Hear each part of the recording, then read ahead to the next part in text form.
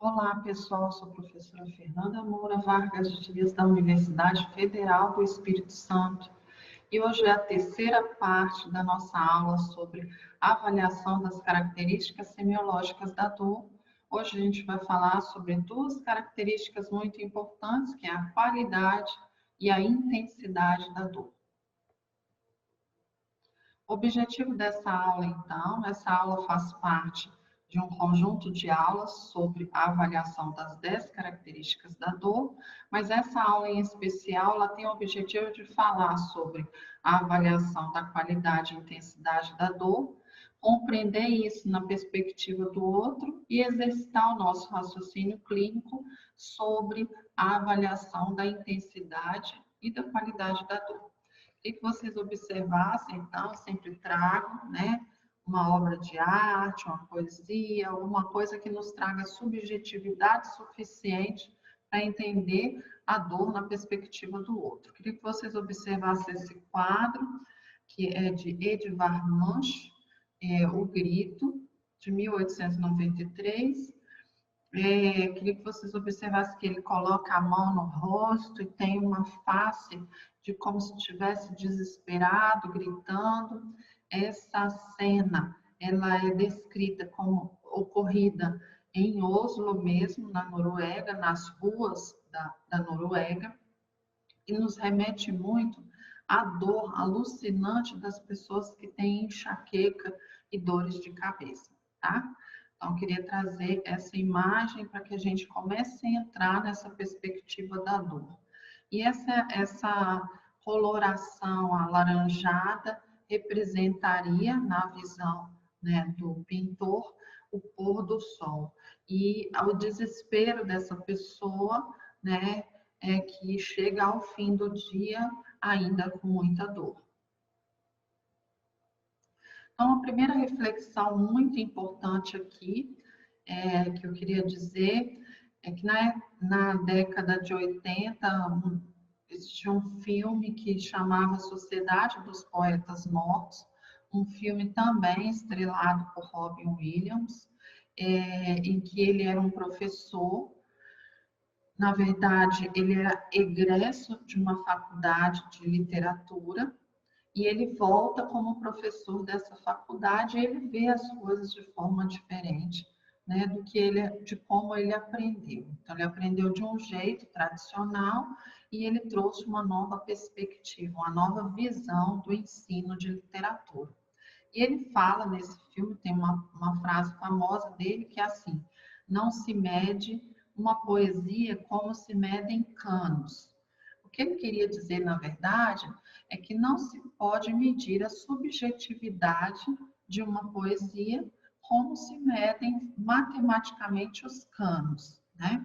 É claro que a gente sabe que existe métrica poética, né? Existe a contagem de sílabas poéticas, mas o que ele queria dizer é que a poesia tem mais do que isso, né? E eu trago essa reflexão, e aí eu fiz, né, uma modificação, uma apropriação modificada da frase dessa personagem no filme e coloquei aqui para vocês pensarem, para vocês refletirem. Durante a avaliação da dor, a gente tem que pensar que não se mede a dor de forma matemática pura. Não é possível medir nada do que é abstrato como se mede em canos, como se mede matematicamente. E aí eu vou entrar num assunto chamado intensidade da dor e qualidade da dor, que é a métrica da dor. Por isso que eu quero que vocês reflitam isso com bastante atenção e pensem nisso com bastante carinho quando estiverem avaliando um paciente. Na terceira característica, né, do decálogo da dor, a gente avaliaria a qualidade da dor. A qualidade da dor. Então, existe um questionário muito famoso, validado, chamado questionário de McGill, que nós utilizamos para avaliar a qualidade da dor. Ele tem 4 partes, esse questionário. Ele inclui a avaliação do local da dor, com um diagrama corporal, que eu já falei para vocês na aula anterior, né? Para avaliar o local, a gente usar um diagrama corporal. Ele tem uma parte que é para avaliar o tipo ou a qualidade da dor. Ele também pergunta as características da dor, como ela muda com o tempo, a gente vai estudar isso mais à frente, e também avalia a intensidade da dor. Então, o questionário de McGill, ele é mais do que só qualidade. Eu vou focar aqui na qualidade, em como ele avalia a qualidade. E a pergunta que a gente deve fazer para o nosso paciente é como é a sua dor. Qualidade, então, é como ele descreve a dor dele. Como que a dor dele parece para ele, ou qual a sensação, qual a emoção que ela lhe traz, tá? E aí, na proposta de McGill, então, nós temos aqui... Deixa eu pegar esse ponto. Na proposta de McGill, então, a gente tem algumas palavras, né, conjuntos de palavras que refletem a qualidade da dor, e o paciente vai escolher uma palavra de cada conjunto que se aproxime a que ele acha que é a dor dele. Ele pode escolher uma ou nenhuma, não pode escolher mais de uma por conjunto. Então, vou dar um exemplo aqui. No grupo 1 de palavras, tem assim, vibração. A minha dor é como uma vibração, é como um tremor, ela é pulsante, ela é latejante, ela é como uma batida, ela é como uma pancada. Ele pode me dizer isso. Ou aqui, ó, no grupo de palavras 11, ele poderia escolher. Essa é uma dor cansativa, é uma dor exaustiva. Ou seja, ele está dando uma qualificação para a dor, ele está dando uma qualidade para a dor. E aí, esse questionário ele funciona da seguinte maneira. Eu posso, depois, contabilizar o número de descritores e eu também posso contabilizar o índice de dor. Então, são 20 domínios aqui, 20 conjuntos de palavras. Se ele pode escolher uma apenas de cada um desses conjuntos, o máximo, né, de descritores que ele pode escolher são 20 descritores. Então, ele pode escolher 20 qualidades para a dor dele. E a outra perspectiva que esse questionário traz para nós é o índice de dor. Esse índice de dor a gente faz somando o valor de cada palavra que ele escolheu. Sabendo que o valor máximo, ou seja, a soma máxima, né, dessas palavras é 78. Então, o máximo do índice de dor através da escala de McGill é 78, tá? E aí, por final, nós vamos colocar ali o número de descritores e o índice de dor. E ele vai me dar, ou vai me levar a uma reflexão sobre se a dor é de origem sensorial, afetiva, avaliativa ou é uma miscelânea. Então, a dor, ela apresenta qualidade diferente de acordo com o órgão que foi acometido, com a natureza do agente lesivo e com as características individuais. Ela será de qualidade sensorial quando as palavras que o paciente escolheu tiverem relação com trauma, com temperatura, com pressão. Então, essas palavras vão ter características sensoriais. Então, a gente vai ter uma noção de que ela tem essa qualidade. Ela pode ser de caráter afetivo quando os componentes ou as palavras que ele escolheu para nomear a dor dele estão relacionadas com as emoções. Então, eu posso pensar em tensão, medo, ansiedade ou sintomas neurovegetativos, como a sudorese, acelerar o coração, sintomas relacionados à ativação do sistema nervoso autônomo, né? O sistema nervoso simpático. E aí, a gente também vai ter a possibilidade de avaliar se o paciente consegue ter uma perspectiva global do que a dor representa para ele. Esse seria o caráter avaliativo da dor.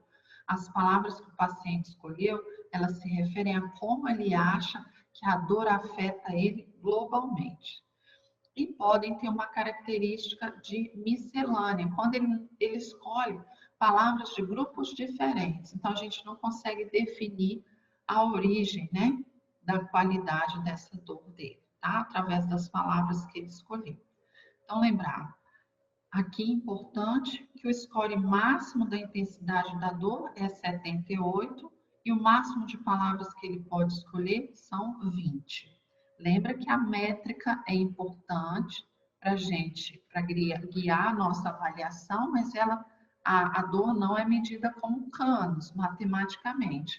Então, a gente não vai delimitar nossa avaliação somente a essa escala, mas a todos os sinais e sintomas e todo o relato e a percepção do indivíduo que eu estou avaliando.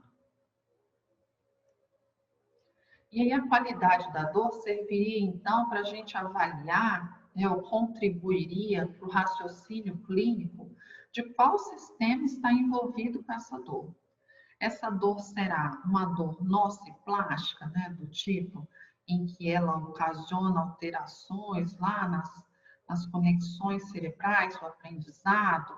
Essa dor é de origem nervosa, ela tem relação com a sensibilidade. Essa origem de origem vascular, essa dor é de origem vascular, somática, tem a ver com o sistema músculo-esquelético. Ela tem a ver com lesão nervosa, ela é neuropática, ou essa dor é psiconoossomática, ela tem esse componente amplo, espiritual, sensitivo, emocional.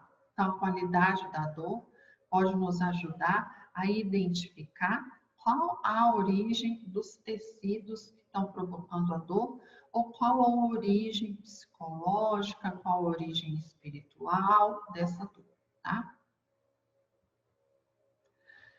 Quando a gente fala de intensidade, a gente logo pensa em um número, né? E aí, essa intensidade, ela é o resultado da interpretação do paciente sobre a dor. E envolve tanto os aspectos sensoriais dele, quanto também os aspectos emocionais. Então, ele pode não escolher o mesmo número que eu achava que ele deveria escolher, porque ela envolve a percepção dele sobre a dor. Então, tem um componente emocional envolvido na intensidade. Então, esse número, esse parâmetro, ele não é importante para mim em relação a se essa dor é grave, moderada ou intensa. Ele é importante para mim para qual é a percepção que o meu paciente tem da gravidade ou da intensidade da dor dele, o quanto ela o afeta, tá? E aí, como que a gente faz a pergunta, né, para avaliar a intensidade da dor? A gente pergunta assim, qual a intensidade da sua dor? Ou quanto é a sua dor, tá? Que a gente já perguntou como, né? Quando a gente avaliou qualidade. Mas é muito importante que vocês entendam que a melhor maneira de compreender essa intensidade da dor é conversando com o paciente, é saber como ele se sente em relação a isso. E aqui eu trago uma outra pintura muito importante, famosa, né, que é de Frida Kahlo, de 1949, e ela está no Museu do México, e ela é uma figura, a Frida, ela tinha problemas de coluna gravíssimos e passou por várias cirurgias ortopédicas, e ela era uma paciente que tinha fibromialgia também. A gente sabe que pacientes com fibromialgia sofrem com dor crônica, né?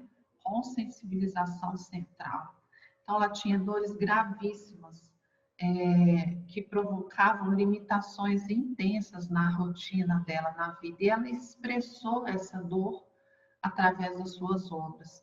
Então, como a gente pode observar, né, em The Broken Column, que é como se ela falasse que a coluna dela estava quebrada, né? Tinha uma haste na coluna, era presa, era amarrada nessa dor, né? E a expressão facial dela também era uma expressão de sofrimento, tá? Então, a gente tem, além da conversa com o paciente, no meu ponto de vista, é o mais importante para a gente compreender o que a intensidade da dor representa para ele, a gente tem para nos auxiliar instrumentos de avaliação da dor validados, que eu vou passar para vocês, tanto unidimensionais, que avaliam uma única dimensão, como multidimensionais. Então, quando a gente pensa em instrumentos unidimensionais, a gente pode falar de escalas analógicas visuais numéricas, que a gente perguntar de 0 a 10 e mostra para o paciente, né, a escala e ele tem que marcar. Escalas verbais descritivas e categóricas, verbais é que ele fala para a gente, de 0 a 10 é quanto e ele fala, e categóricas, em que eu apresento categorias leves, moderada, intensa. Escalas também desabilitantes funcionais, em que eu associo a deficiências nas funções ou influência nas atividades de vida diária. Eu vou mostrar exemplos para vocês. E escalas pictográficas, que são escalas que envolvem figuras, faces, linhas e cores também, para representar a dor. Elas só avaliam intensidade, então por isso elas são unidimensionais. Daí eu reflito com vocês, se a dor tem essa perspectiva tão ampla, por que não usarmos instrumentos que avaliam mais dimensões da dor, para que a gente possa compreender melhor? E eu trago alguns para vocês, são muito utilizados na literatura, que é o breve inventário de dor, né? A escala de McGill, que eu apresentei quando a gente viu na última aula a qualidade da dor. As escalas comportamentais, que avaliam o comportamento do indivíduo que sofre com a dor, para dar a intensidade da dor. E as escalas de componentes biopsicossociais, que eu vou falar mais à frente, quando eu falar dos aspectos biopsicossociais envolvidos com a dor. Os instrumentos unidimensionais, é muito importante que a gente saiba quem são eles, porque eles estão na nossa literatura científica, né? Então, quando fala escala visual analógica da dor, está falando de um traço em que eu solicito ao paciente que marque, né? Ele vai ver esse traço e ele vai marcar. E a escala numérica da dor, ela é essa aí, né? Ela é essa que é descrita na literatura.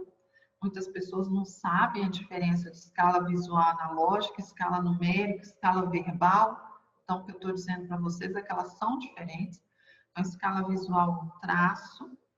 A escala numérica, ela tem números nesse traço, né, de 0 a 10. E eu posso dizer para ele, 0 é sem dor e 10 é o máximo de dor ou dor insuportável. E a escala de descritores verbais, eu peço a ele para falar para mim se eu está sem dor, com dor leve, dor moderada, dor intensa ou dor insuportável. Ela é verbal, ele fala, tá? Ainda como instrumentos unidimensionais, eu tenho as escalas desabilitantes funcionais, então, que desabilitam ele a realizar alguma atividade. Então, por exemplo, eu vou perguntar a ele se ele tem dor, né, ou se é ausente a dor. Se a dor não atrapalha as atividades, a dor é leve, a dor é moderada, atrapalha, mas não impede de fazer as atividades, a dor é forte ou incapacitante, ela impede ele de realizar as atividades, ou ela é insuportável, impede as atividades e causa inclusive descontrole, ele não consegue controlar a dor, tá? Isso é uma escala desabilitante funcional. Temos também as escalas pictográficas, né, de faces, figuras, linhas e cores. Essas são muito utilizadas para crianças, pessoas com comprometimento cognitivo, pessoas com dificuldades como analfabetismo, em serviços em que eu quero rapidamente que o paciente expresse a dor dele, ou a satisfação dele, a gente vê isso muito para avaliar a satisfação, né, das pessoas. Essas escalas, elas representam faces que parecem desde felizes a tristes, né, e elas podem ter um cunho mais infantilizado, que incomoda muitas vezes alguns pacientes, né, pacientes idosos não gostam de ser tratados de forma infantilizada. Mas temos também escalas modificadas com faces de pessoas adultas, né? Como a gente pode ver aí né, no final, essa escala é do Ministério da Saúde de Portugal, né? Ele fez uma face de adulto. E aqui, como curiosidade, na lateral direita, eu queria que vocês observassem uma escala de copos.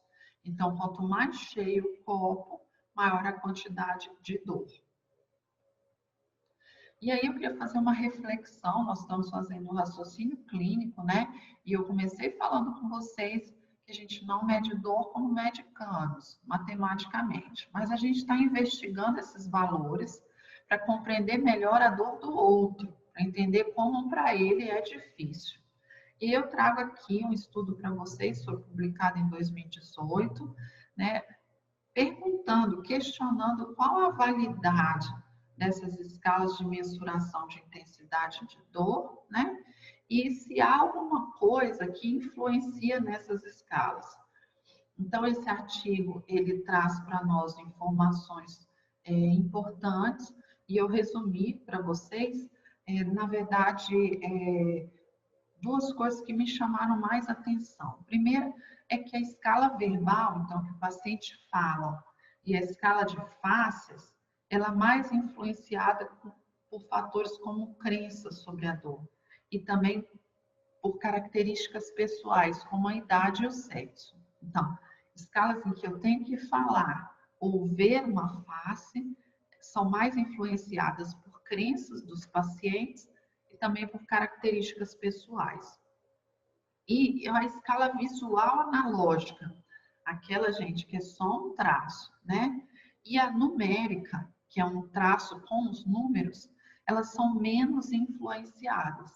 Então, o que a gente deveria refletir, por exemplo, quando usarmos uma dessas escalas, é do tamanho da influência que, por exemplo, sexo, idade e as crenças do paciente têm.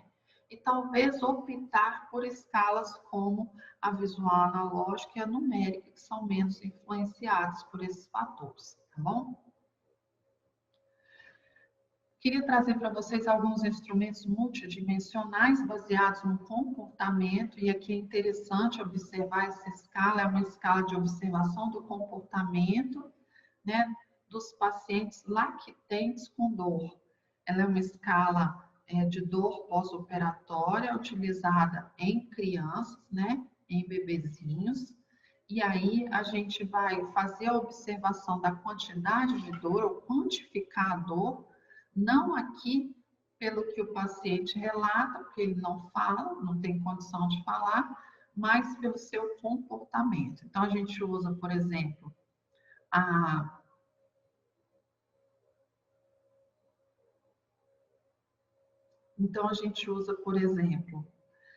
o choro, a expressão facial do bebê, a postura do tronco, a postura das perninhas e a inquietude. Então, quanto maior o choro, né? Se ele estiver gritando, maior é o número que eu dou para a quantidade de dor possível que ele esteja sentindo. A expressão facial, então, por exemplo, fazendo careta, a postura do tronco, uma postura elevada, querendo sair do leito, a postura das pernas do bebê, apertadas, né, contraídas, muita inquietude também me fazem dar uma nota maior para esse comportamento de dor, tá? E existem outras, ela é multidimensional, porque além do comportamento, ela pode usar parâmetros do exame físico como indicadores de dor, como a pressão arterial.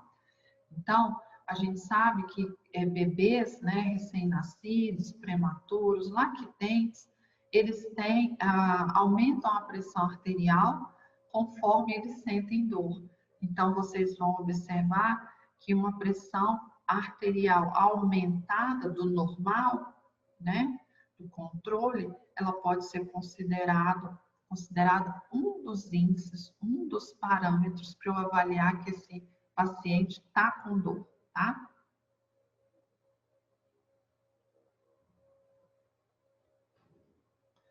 Essa escala também é uma escala bem utilizada, é uma escala, um instrumento multidimensional validado em escala comportamental, usada para pacientes sedados em ventilação mecânica, né, invasiva, pacientes entubados. E aí, a gente pode usar como critérios para avaliação da sensação de dor a expressão facial, os movimentos dos membros superiores, o conforto com o ventilador mecânico. E aí, por exemplo, em relação à expressão facial, uma postura relaxada ganha uma pontuação de 1. E uma contorção facial ou uma contração dos olhos recebe uma pontuação de 3 a 4. Então, a pontuação é maior quanto mais a expressão facial demonstrar a dor. Movimento dos membros superiores. Então, o paciente permanece com o membro superior contraído, ele ganha a pontuação 4. Conforto com ventilador mecânico. Se ele é tolerante, ele ganha pontuação 1. Se ele está sem controle da ventilação, ele está brigando com o ventilador, possivelmente ele está sentindo dor e a pontuação é 4. O score total dessa escala a gente interpreta da seguinte forma: se é maior do que 3, a gente já sabe que tem dor. Então, ele não precisa me falar, pelo comportamento eu já sei. E se é maior ou igual a 5, a dor é significante. Então, eu tenho que fazer intervenção rápida. Pessoal, também temos um instrumento para avaliação da intensidade da dor, que é a algometria de pressão, né? Esse é um algômetro, ele tem um visor e uma ponteira, né, conectada a um dinamômetro, em que eu comprimo, né, sobre o ponto doloroso, e ele vai me dar a quantidade de quilogramas força por centímetro quadrado que foi suficiente para que eu comprimisse, para que o paciente sentisse dor, tá? Essa é uma avaliação que tenta objetivar mais, né, a avaliação da intensidade da dor. Então, ela é feita por uma pressão aplicada num ponto do corpo e ela é limitada porque existem dores, como a gente já viu, que são difusas, mal localizadas. E para esse tipo de dor, a gente não tem como aplicar o algômetro de pressão para tentar definir melhor a intensidade da dor, tá? Eu tenho um vídeo sobre isso e eu vou passar para vocês compreenderem melhor como que funciona o algômetro de pressão e para que ele serve. A algometria é uma técnica que quantifica a capacidade de percepção e tolerância de dor através de estímulos físicos. Portanto, a algometria de pressão é a avaliação da dor por meio de uma pressão aplicada sobre um ponto do corpo, que é feita com um aparelho chamado algômetro de pressão. O resultado é dado em quilogramas força por centímetro quadrado, isto é, quantos quilogramas força por centímetro quadrado de pressão são necessários para desencadear a dor. Entre os objetivos da realização da algometria de pressão, nós temos avaliar o limiar de dor, avaliar a somação temporal, definir objetivos de tratamento e torná-los mensuráveis, acompanhar a evolução do tratamento de forma mais objetiva e rastrear a sensibilização central, como por exemplo em dores crônicas e condições de saúde como a fibromialgia. Nessa figura, nós temos um exemplo de algômetro de pressão, que é utilizado nesta avaliação da dor. A ponteira entrará em contato com a pele do paciente para a realização do teste, e no visor será possível observar os resultados obtidos. Além disso, também é possível selecionar a unidade de medida, se será em quilos, libras, entre outros. O limiar de dor é o ponto a partir do qual um estímulo doloroso passa a ser percebido. Para avaliar o limiar de dor, é necessário, primeiramente, aplicar a ponteira no ponto doloroso do indivíduo. Depois, deve-se comprimir esse ponto e solicitar ao paciente que relate quando começar a sentir dor. No momento em que o paciente sentir dor, aperte o botão de tará e o resultado apresentado será o limiar de dor. Já a somação temporal ocorre quando a mesma fibra pré-sináptica dispara potenciais de ação em rápida sucessão e estes potenciais se somam. Para a avaliação da somação temporal, deve-se inicialmente aplicar a ponteira no ponto doloroso do indivíduo e comprimir 10 vezes com intervalos regulares este ponto doloroso até o limiar de dor. Deve-se solicitar ao paciente que relate o grau de dor na primeira e na última vez pela EVA, a escala visual analógica para avaliação da dor. Por fim, fazer a diferença entre a primeira e a última vez para a obtenção da somação temporal. Vale ressaltar que o teste de somação temporal verifica aumento da intensidade da dor percebida conforme estímulos nocivos são aplicados repetidamente, com uma intensidade constante. Baseia-se no mecanismo psicofísico de wind-up, que é o aumento na magnitude e na frequência da resposta do sistema nervoso central quando neurônios nociceptivos recebem um estímulo nocivo de forma constante.